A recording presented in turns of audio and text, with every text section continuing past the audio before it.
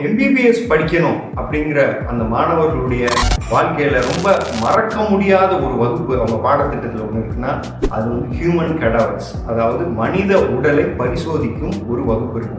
எல்லா மெடிக்கல் காலேஜ்லையும் எல்லா இடத்துலையும் இந்தியாவில் இதை வச்சிருக்காங்க.